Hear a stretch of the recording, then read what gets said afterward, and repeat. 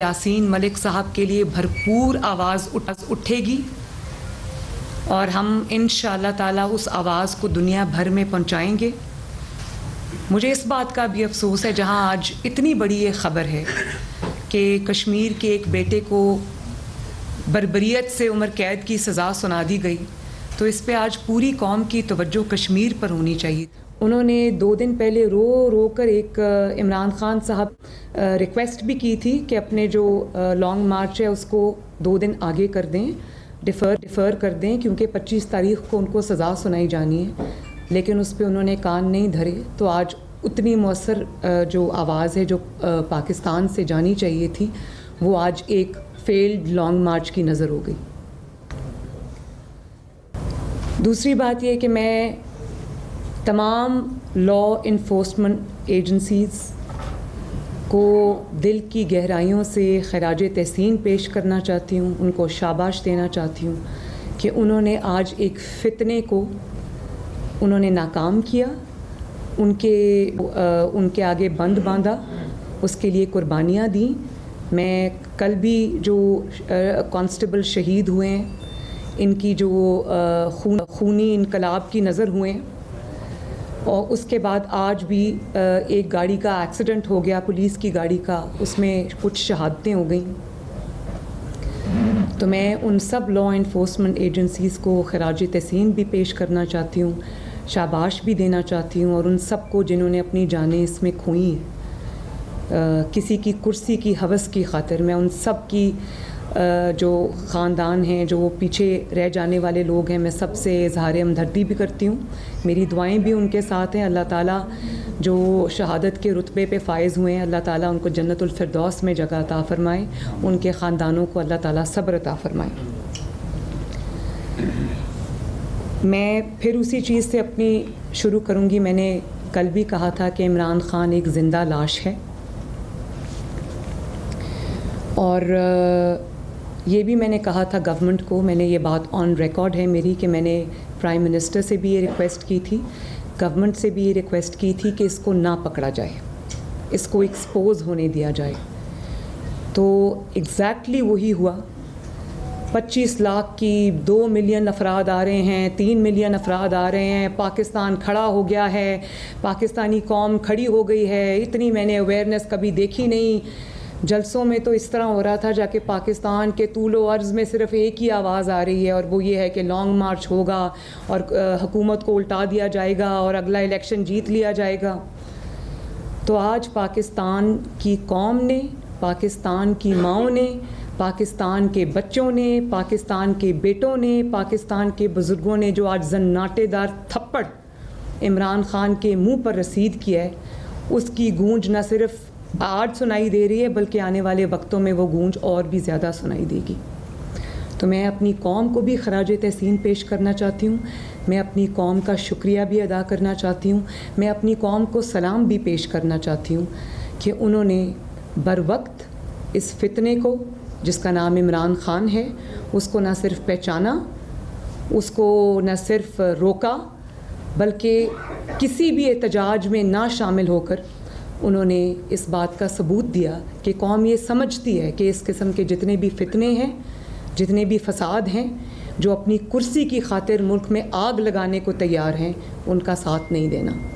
और मैं ये समझती हूँ कि कौम को ये भी पता है कि पिछले कई सालों से जिस तरह से हालात हैं पाकिस्तान के, उन हालात में पाकिस्तान को इस्तेहकाम की ज़रूरत है, पाकिस्तान को तरक्की की ज़रूरत है, पाकिस्तान को पॉलिटिकल स्टेबिलिटी की ज़रूरत है, और पाकिस्तान को एक ऐसी हुकूमत की ज़रूरत है जिस हुकूमत की सिमत दुरुस्त हो, जिस हुकूमत की डायरेक्शन दुरुस्त हो, जिस हुकूमत के एजेंडे पे सिर्फ इंतकाम इंतकाम इंतकाम, नालायकी और नाअहली ना हो, जो एक अहल हुकूमत हो, जो एक अच्छी टीम रखती हो, जिसकी तवज्जो जो है वो कौम के मसाइल पे हो। तो अब अल्लाह ताला के फ़ज़ल व करम से पाकिस्तान की आवाम को वो हुकूमत मिल गई है जिसके सरबराह नवाज़ शरीफ हैं और जिसके वज़ीर आज़म जो हैं वो शहबाज शरीफ साहब हैं। तो इंशाअल्लाह ताला आज इस फितने का काम तमाम होने के बाद आज़म जो हैं वो शहबाज शरीफ साहब हैं। तो इंशाअल्लाह ताला आज इस फितने का काम तमाम होने के बाद मैं उम्मीद करती हूँ कि पॉलिटिकल स्टेबिलिटी आएगी पाकिस्तान के अंदर। एक साजगार माहौल जो है वो प्राइम मिनिस्टर को, मुस्लिम लीग नून की और एलाइज़ की हुकूमत को मुहैया होगा इस मुल्क को आगे लेकर जाने पर। स्पेशली मैं ये कहना चाहूँगी कि पंजाब के अवाम ने आज जो बदला इमरान ख़ान से लिया है, उस्मान बुज़दार जिसको ये वसीम अकरम प्लस कहते थे, उसके पंजाब के अवाम के ऊपर मुसल्लत होने का, जो 4 साल यही कहता रहा मैं अभी ट्रेन नहीं हूँ ना, और जो फरा गोगी के ज़रिए पंजाब को लूटा गया, पंजाब के अवाम के हक़ पे डाका डाला गया, पंजाब की ब्यूरोक्रेसी, पंजाब की जो पुलिस है, पंजाब के जितने भी चाहे वो टॉप से लेके बॉटम तक तबादले हों, वो करोड़ों रुपया लेकर जो होते रहे, फरा गोगी कराती रही, जिसके पैसे बनी गाला जाते रहे।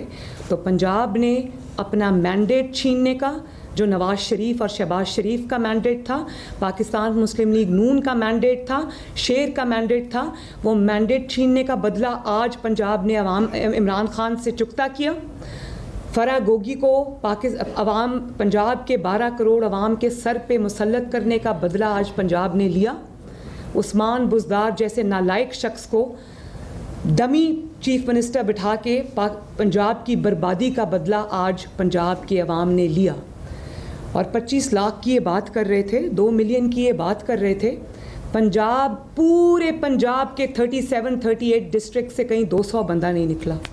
तो राणा साहब ने तो बिल्कुल ठीक कहा कि मुझे अफसोस हुआ है कि मैंने आज इतनी डिप्लॉयमेंट क्यों कर दी, क्योंकि इन्होंने एक हवा बनाया हुआ था कि पता नहीं पाकिस्तान इनके साथ है, पाकिस्तान के अवाम इनके साथ हैं, पाकिस्तान के अवाम खड़े हो गए हैं। तो राणा सनाउल्लाह साहब ने बिल्कुल सही कहा कि न सिर्फ इमरान ख़ान को मायूसी होगी, हमें भी बहुत मायूसी हुई है। बिल्कुल कहीं 200 बंदा ये इकट्ठा नहीं कर सके। तो एक तो तवज्जो भी गवर्नमेंट की इन्होंने आज नाकाम एहतजाज पे रखी, पुलिस की जो या लॉ इन्फोर्समेंट एजेंसीज़ की तवज्जो बजाय इसके कि आवाम के ऊपर होती, आज वो इस एहतजाज को जो इन्होंने खूनी इनकलाब के दावे किए थे उसको, उसकी आवाम की हिफाजत में हुई। और फिर KPK के अवाम को भी मैं खराज तहसीन पेश करना चाहती हूँ। तो इनको भी ये उम्मीद थी कि अगर पंजाब से लोग नहीं निकले तो KPK से निकलेंगे।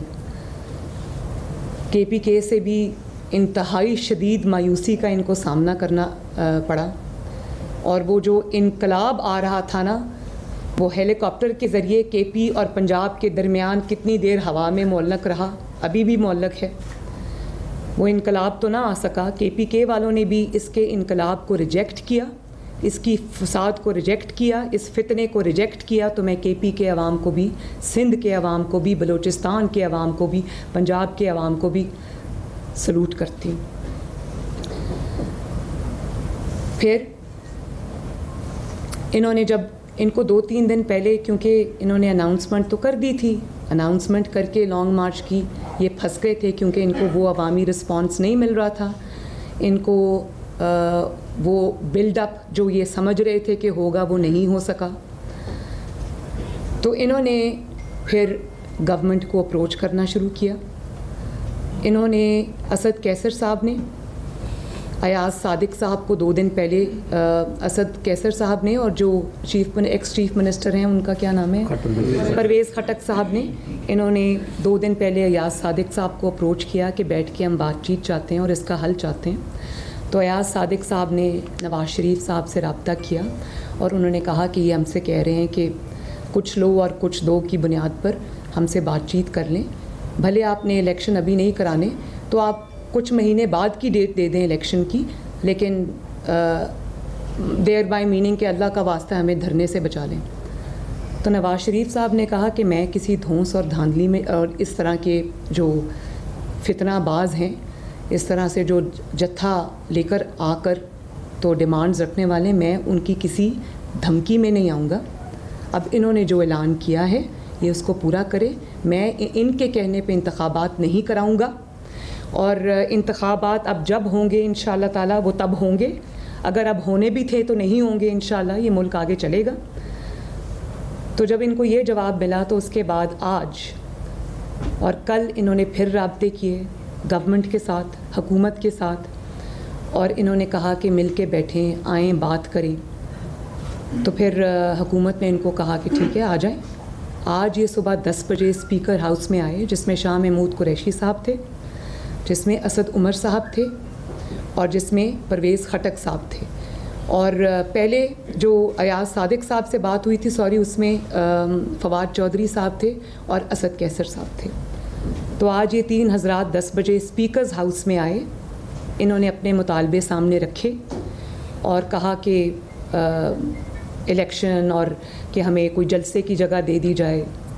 लेकिन उसका लुब्बे लबाब यही था, उसकी समरी यही थी कि हम धरने का ऐलान कर बैठे, आवाम ने कोई रिस्पांस नहीं दिया तो हमें धरने से बचाया जाए और हमें कोई सेफ़ एग्ज़िट दी जाए, जिस पर इनका कोई भी मुतालबा नहीं माना गया, इनकार कर दिया गया। और उस वक्त तक क्योंकि सुप्रीम कोर्ट में बात जा चुकी थी तो सुप्रीम कोर्ट पर फ़ैसला जो है वो छोड़ दिया गया। अब सुप्रीम कोर्ट के फ़ैसले की तरफ आ जाएं। सुप्रीम कोर्ट ने इनको जो फ़ैसला सुप्रीम कोर्ट का आया हमारी सर आँखों पर, उस फ़ैसले में अगर देखें तो इनके लिए एक सेफ़ एग्ज़िट था, एक महफूज रास्ता था और ये इनकी इज़्ज़त बचाने का पूरा एहतमाम था। लेकिन अभी सुप्रीम कोर्ट की फ़ैसले की स्याही भी खुश्क नहीं हुई थी। तो अचानक आपने देखा कि जैसे ही सुप्रीम कोर्ट का फ़ैसला आया, सुप्रीम कोर्ट में इन्होंने पहले तो इनके वकील ने कहना शुरू कर दिया कि हमें वो ग्राउंड दे दें जहाँ पे 10,000 बंदा आता है। तो पहले तो 25 लाख का इनकलाब जो है वो 10,000 के इन्होंने ज़िद करनी शुरू कर दी कि इनको 10,000 जिसमें पूरा आता है, आवाम 10,000 से ज़्यादा आ नहीं सकती, तो वो हमें ग्राउंड दी जाए, क्योंकि इनको पता था कि आवाम तो निकली नहीं। हमारे वकील ने, हुकूमत के वकील ने, अशतर औसाफ साहब ने ये बारहा बताया कि वो ग्राउंड छोटी है, उसमें 10,000 से ज़्यादा लोग नहीं आ सकते। तो अगर 10,000 से ज़्यादा लोग होंगे तो वो इधर उधर सड़कों पे फैलेंगे, इधर उधर जाएंगे तो इनको तंगी होगी, इनको परेड ग्राउंड में आने दें। उन्होंने कहा नहीं, हमें वही जगह चाहिए जिसमें 10,000 बंदा आता है ताकि हमारी कुछ इज़्ज़त रह जाए। बहरहाल वो इनको इजाज़त मिल गई और उस सुप्रीम कोर्ट के अहकामात की, जिसमें उन्होंने इंश्योर किया कि अमन व अमान की कोई जो वायलेशन है वो नहीं होगी, रूल्स एंड रेगुलेशंस की कोई वायलेशन जो है वो नहीं होगी, अभी उस हुक्म की स्याही भी खुश्क नहीं हुई। वो सुप्रीम कोर्ट जिसने आपको महफूज रास्ता दिया, आपने उसके अहकामात की धज्जियाँ उड़ा दी। उसके बाद हमने देखा कि फ्रस्ट्रेशन में, नाकामी के फ्रस्ट्रेशन में इन्होंने आग लगा दी, ग्रीन बेल्ट्स को आग लगा दी, पुलिस की वैन्स को, मोबाइल्स को आग लगा दी, इन्होंने गाड़ियों को आग लगा दी।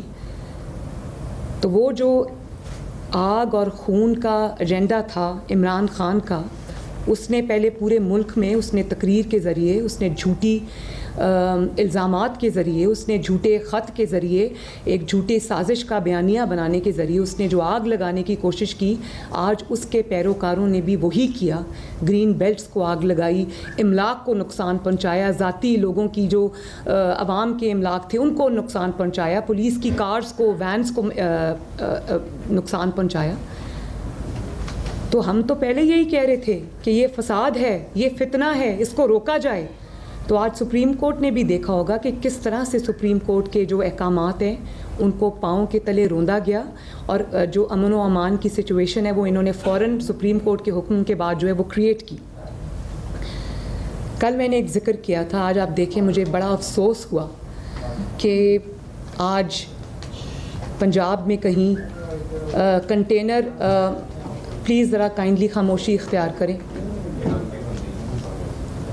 तो पंजाब में कोई 2 बच्चे, कोई कारकुन इमरान खान के, वो कुछ कंटेनर हटाते हुए वो जो पुल है उससे उलट के नीचे गिरे और वो अपनी जान से हाथ धो बैठे।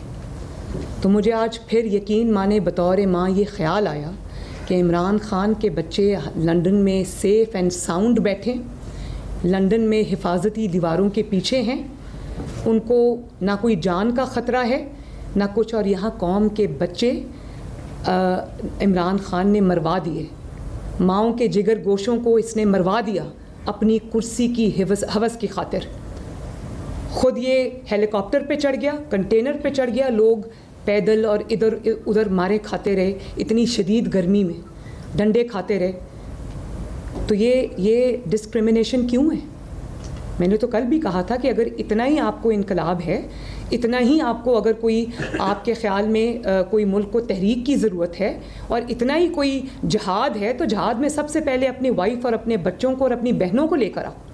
लोगों के बच्चे, लोगों की बहनें, लोगों की बच्चे आपने या लोगों की जो औलादें हैं उनको आपने ख़तरे में क्यों डाला? उनकी जानें आपने क्यों ली? लॉ एनफोर्समेंट एजेंसीज़ के बच्चों की जानें आपने क्यों, उनके जवानों की जानें आपने क्यों ख़तरे में डाली? तो आपका क्या ख्याल था कि आप ये मुनाफ़क़त करेंगे, लोगों को यहाँ पर भाषण देंगे आज़ादी का, लोगों को आप भाषण देंगे कि मेरे साथ निकलो और ये तहरीक बनाओ, गोगी बचाओ तहरीक में शामिल हो जाओ, और अपने बच्चों को आप महफूज मकाम पर मुंतकिल करेंगे, खुद आप हेलीकॉप्टर पर चढ़ जाएंगे, तो लोग आपकी कॉल पे बाहर निकलेंगे? क्यों निकलेंगे लोग आपकी कॉल पे बाहर? वो आपकी अना का, आपकी कुर्सी से मोहब्बत का, आपकी तकलीफ़ का जो आपको कुर्सी जाने पे हुई है, उसका ईंधन बनने से कौम ने इनकार कर दिया है, और बहुत अच्छा फ़ैसला किया है कौम ने।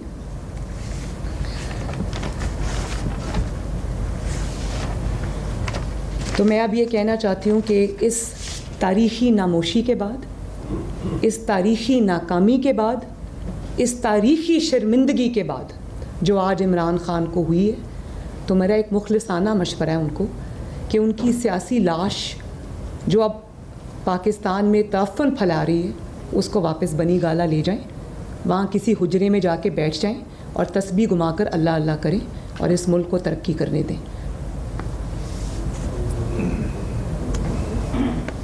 ये मुझे अभी ख़बर आई है कि वो ये कह रहे हैं, इमरान खान साहब ये ऐलान फरमा रहे हैं कि सुप्रीम कोर्ट के तयशुदा मकाम की बजाय डी चौक में जमा हूँ। तो ये शख्स कभी भी अपने मोहसिन को डसे बगैर नहीं रह सकता। उस इस्टेब्लिशमेंट ने जिसने इसको उंगली पकड़ के चलाया, इसके ऊपर एहसान दर एहसान किए, ये था क्या? इसको उठा के प्राइम मिनिस्टर की कुर्सी पे बिठा दिया और सोचते रहे कि शायद चल जाए, शायद चल जाए। वो नहीं चल सका, और एहसान का बदला उसने क्या किया, क्या दिया? आज उन्हीं पर जो है वो रकीक हमले कर रहा है, उन्हीं पर शर्मनाक हमले कर रहा है, उन्हीं को गालियाँ निकाल रहा है। ये होता है मोहसिन कुश आदमी। माजिद ख़ान से लेकर अलीम ख़ान तक इस इंसान की यही रविश रही है। और आज सुप्रीम कोर्ट ने जब इसको एक रास्ता दे दिया, तो इसने अब सुप्रीम कोर्ट की भी जो अहकामात है उनकी धज्जियाँ उड़ा दी। ये शख्स हर कीमत पे फसाद चाहता है, हर कीमत पे फितना चाहता है, हर कीमत पे चाहता है कि कुछ मुल्क में ऐसा फसाद बर्पा हो जाए कि इसका कोई रास्ता बन जाए। तो मैं इसको ये पैगाम देना चाहती हूँ कि आवाम ने आज तुम्हारे मुंह पर जो जन्नाटेदार तमाचा मारा है ना, उसको आइंदा आने वाले दिनों में याद रखना, और जाओ बनी गाला, वहाँ चुप करके अपनी अहलिया के साथ बैठ के अल्लाह अल्लाह करो और पाकिस्तान की कौम की जान छोड़ो। जी, बारी बारी पानी है, पानी। इस वक्त जो सूरत-ए-हाल चल रही है, जिसमें इमरान खान ने भी कह दिया कि वो डी-चौक में जाएंगे और सुप्रीम कोर्ट के अहकामात की खुला खिलाफवर्जी है, इसका जिम्मेदार कौन होगा? सुप्रीम कोर्ट होगी, हुकूमत होगी, अगर वहाँ पर कोई ऐसा वैसा वाक़या हो जाता है? बड़ा अच्छा सवाल किया आपने। मैं इदारों को बहुत दिनों से अदब से ये रिक्वेस्ट कर रही हूँ, और उसमें अदलिया भी शामिल है, कि इस किस्म के फितने के हाथ मजबूत ना करें। ये रिवायत मत डालें कि जो आपको सबसे ज़्यादा डराएगा, धमकाएगा, आपको गाली निकालेगा, उसी के हक़ में फ़ैसले आएंगे। क्योंकि जब आप उसके हक़ में कोई फ़ैसला देते हैं या कोई भी बैलेंसिंग एक्ट करते हैं, तो उसका नुकसान ये होता है कि ना आपके अहकामात माने जाते हैं, बल्कि आपके अहकामात का तमस्खर उड़ाया जाता है, बल्कि मुल्क और कौम को उन फैसलों का नुकसान होता है। तो इस किस्म की जो फितना है उसको फीड नहीं करना चाहिए, उसको एक फितने के तौर पे डील करना चाहिए। अदलिया को भी और उस तरह डील करना चाहिए जैसे कुरान ने हुक्म दिया। जी मैडम ये बताएंगे, पिछला दौरे हुकूमत की तरफ कहा जाता है कि बहुत करप्शन नहीं है, मगर देखा ये जा रहा है कि जो पिछले दौरे हुकूमत के साबिक गुजरा थे उनके खिलाफ मौजूदा हुकूमत ने अभी तक कोई केसेस नहीं बनाए, वो पंजाब के हों या वफाक के हों, ना नैब के खिलाफ हरकत में है, ना एंटी करप्शन की हरकत में है। तो किस चीज़ का वेट किया जा रहा है? किसी चीज़ का वेट नहीं किया जा रहा है। इनके ख़िलाफ़ बहुत संगीन इल्ज़ामात हैं जिसकी डिटेल्स अब हुकूमत के पास आ चुकी हैं, जिसमें 122 अरब का LNG का बहुत बड़ा स्कैंडल है, कार्टल्स को नवाजने के स्कैंडल्स हैं, आटे के लिए आटा चोरी के लिए, बल्कि आटे की कीमतों में जो इजाफ़ा किया है, जो अद्वियात की कीमतों में इजाफ़ा किया है, जो इन्होंने LNG देर से मंगवाई है और महंगे दामों मंगवाई है, और इसी तरह जो चीनी के माफियाज़ हैं उनको जो इन्होंने नवाजा है, उनसे जो कमीशंस खाई हैं, और जो उस्मान बुज़दार ने यहाँ पंजाब में तबाही मचा के रखी थी, वो सब मामलात को हुकूमत देख रही है। जैसे ये लॉन्ग मार्च से फारिग होती है, अब हम इस चीज़ पे इंशाल्लाह ज़रूर अपनी तवज्जो देंगे, और वो सारे हकायक, वो सारी चोरियाँ, वो सारे डाके कौम के सामने लेकर आएंगे। और इसने जो निकाब चढ़ाया हुआ है ना सादिक और अमीन का, उसको इंशाल्लाह कौम ने देख भी लिया है, और वो मज़ीद आने वाले दिनों में तार तार होगा। अच्छा मैडम, ये तहरीक इंसाफ के कारकुन फैसल चौधरी जो हैं वो इस जख्मी हुए थे, वो जो है वो जाँ बहक हो गए। इसी तरीके से कल कांस्टेबल अहमद कमाल वो शहीद हुए। कई जो लोग कीमती जानें चली गई हैं, आप क्या समझते हैं इसके ज़िम्मेदार कौन हैं? और अब इमरान खान ने जबकि डी चो की कॉल दे दी है, तो ये कितने दिन उनका एहतजाज है, ये लॉन्ग मार्च चलेगा? देखिए, मैंने इस चीज़ का जवाब अपनी बात में दे दिया है, अपनी प्रेसर में दे दिया है, लेकिन आपकी तसल्ली के लिए मैं दोबारा कह देती हूँ कि पूरी दुनिया ये जानती है कि इसका ज़िम्मेदार कौन है। इसका ज़िम्मेदार वो शख्स है जिसको कुर्सी छिन जाने का इतना सदमा पहुँचा है कि उसका दिमाग हिल के रह गया है, और उसके लिए वो मुल्क में आग और खून का खेल भी खेलने को तैयार है। उस शख्स का नाम जो है वो इमरान खान है। अगर आज जो भी नुकसान हुआ है, चाहे वो PTI के वर्कर्स का हुआ है, वो भी मेरे बच्चे हैं, वो भी कौम के बच्चे हैं, वो भी इस मुल्क के रहने वाले हैं, इस मुल्क के शहरी हैं, चाहे उनका नुकसान हुआ है, चाहे कोई अवाम का नुकसान हुआ है, चाहे लॉ इन्फोर्समेंट एजेंसीज़ का, पुलिस के जवानों का नुकसान हुआ है, उस नुकसान का एक ही ज़िम्मेदार है सिंगल हैंडेडली, उस शख्स का नाम है इमरान खान।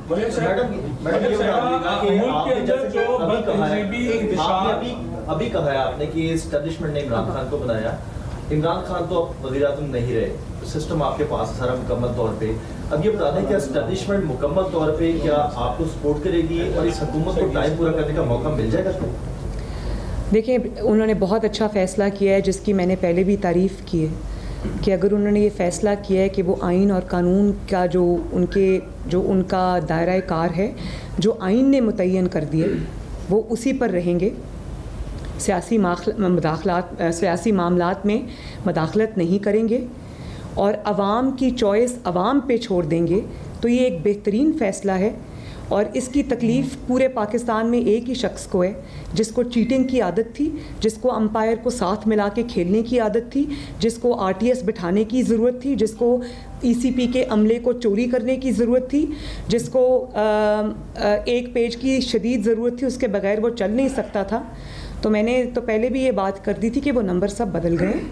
तो अगर ये फ़ैसला इस्टेब्लिशमेंट ने किया है और इस पर वो कारबंद हैं, तो ये बहुत अच्छी बात है। इसी में पाकिस्तान का फ्यूचर है।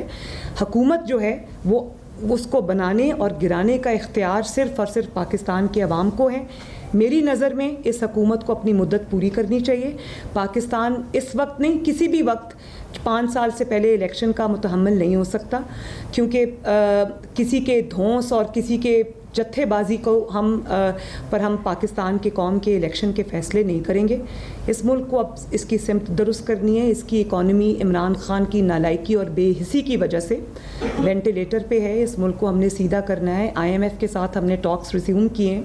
सऊदी अरब से कल एक अच्छी खबर आई है, और इसी तरह इंशाअल्लाह ताला जो शहबाज शरीफ साहब है और उनकी टीम है, मुझे यकीन है कि अगर उनको पॉलिटिकली जो फेवरेबल माहौल दिया गया और उनको जो काम करने की उनको खुली उस तरह से आज़ादी हुई और कोई डिस्टर्बेंस ना हुई, तो इंशाअल्लाह ताला वो नवाज़ शरीफ साहब की क़यादत में हमारे पास बहुत अहल टीम है, हम इस मुल्क को भंवर से निकाल कर, मुश्किलात से निकाल कर ले जाएंगे इंशाअल्लाह ताला।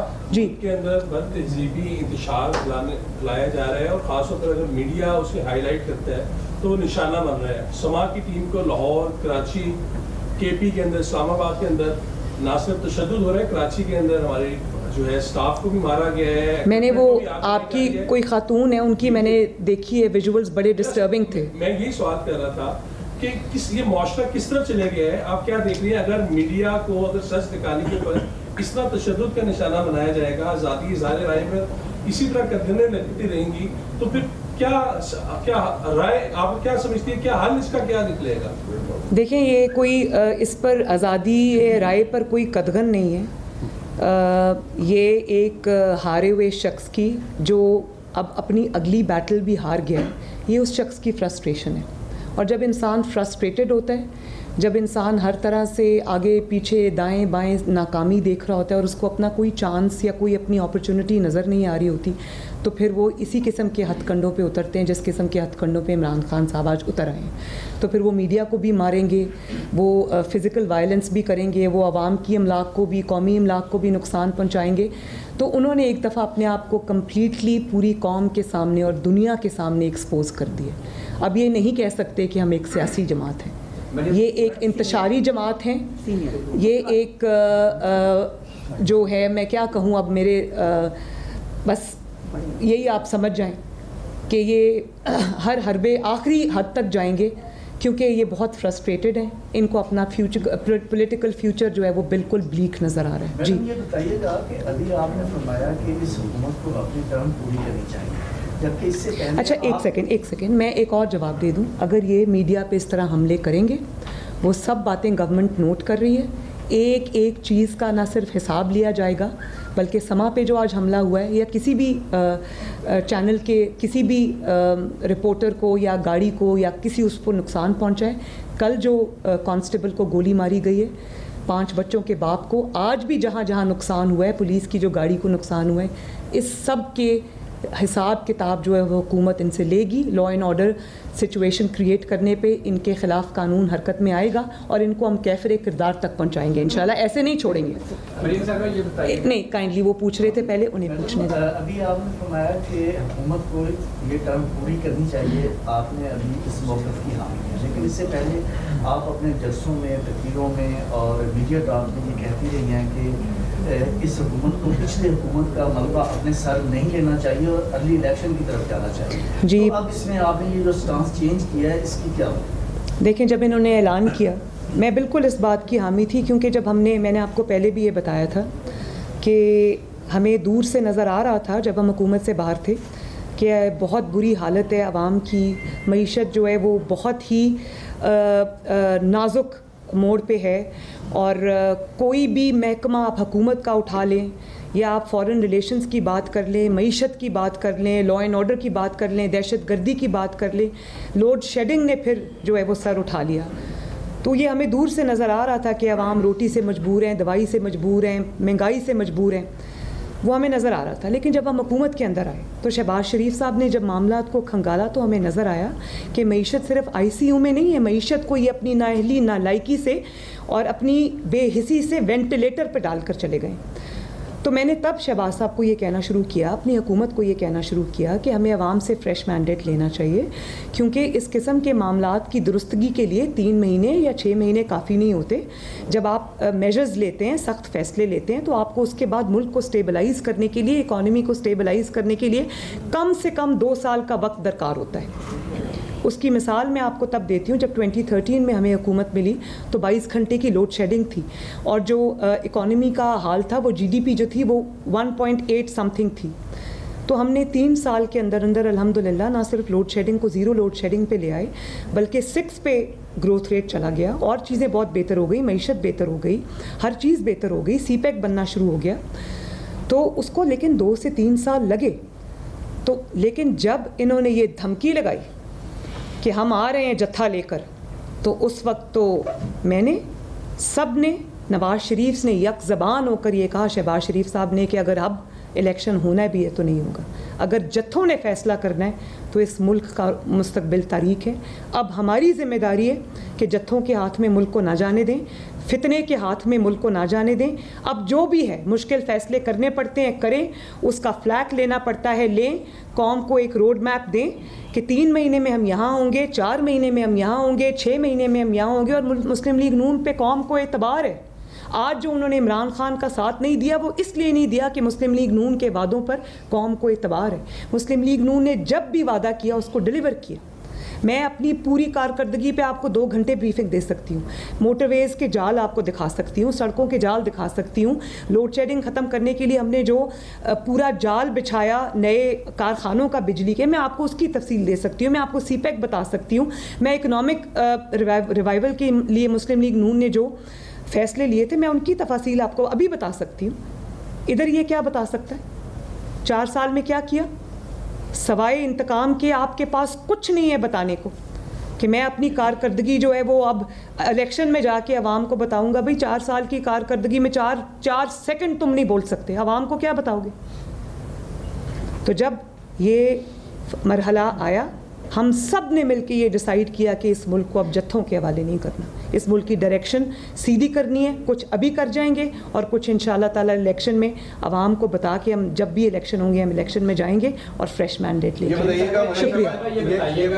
बहुत देर से लास्ट क्वेश्चन प्लीज। अच्छा, आपने कहा कि इमरान खान का जो मतलूबा नंबर था वो तब्दील हो चुका है। ये बताइएगा कि जिन्होंने नंबर तब्दील किया उनका नया नंबर मुस्लिम लीग नून के साथ कितने मुअस्सस राब्ते में है? दूसरा ये बता दें कि बहुत सारे आर्मी के जो रिटायर्ड नौजवान हैं, उनके अफराद हैं, वो इस फितना मार्च की शिरकत कर रहे हैं। क्या आर्मी अपने इन लोगों की सही तरह तरबियत नहीं कर पाई कि वो फितना का हिस्सा बन गए? देखिए, मेरी बात सुने, ये आपने बड़ा इम्पोर्टेंट सवाल किया है और मैं ये समझती हूँ कि इमरान खान ने जो न सिर्फ मुल्क में इंतशार पैदा करने की कोशिश नहीं की, उसने फ़ौज के इदारे में भी तकसीम पैदा करने की कोशिश की है। जिस नंबर पे वो फ़ोन कर रहा था और वो बंद हो चुका है, उस नंबर के ज़रिए उसने तकसीम पैदा करने की कोशिश की है। आप ये देखें, जब वो उनकी फ़ैमिलीज़ को, रिटायर्ड ऑफिसर्स की फ़ैमिलीज़ को ये कहता है कि मेरे साथ धरने में शामिल हों या मेरे जलसों में फ़ैमिली समेत आएँ, तो वो क्या कहता है? वो ये कहता है कि तुम मेरे जलसों में आओ, तुम्हारे सिपा सालार को और तुम्हारे इदारे को मैं बुरा भला कहता हूँ तो तुम चुप करके बैठ के वो सुनो।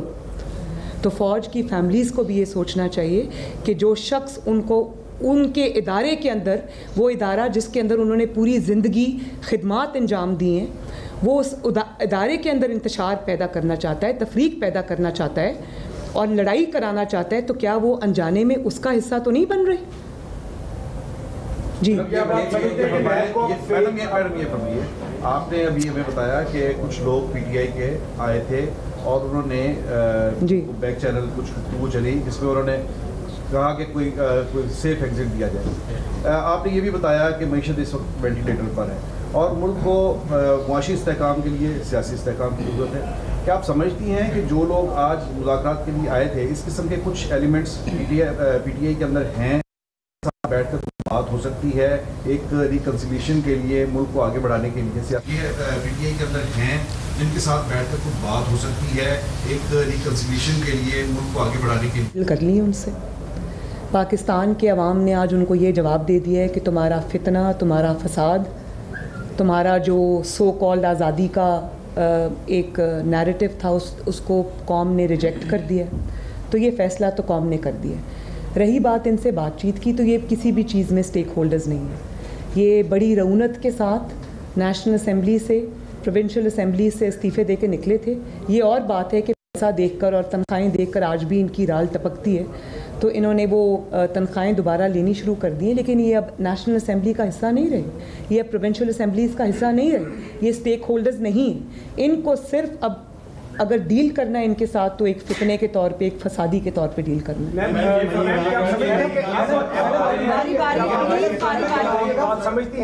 आप नैब को फेस नहीं केस देखते हुए साफ़ हुकूमत के जो टेबल पे रेडी केसेस हैं उन पर एक्शन लेना चाहिए? बिल्कुल लेना चाहिए।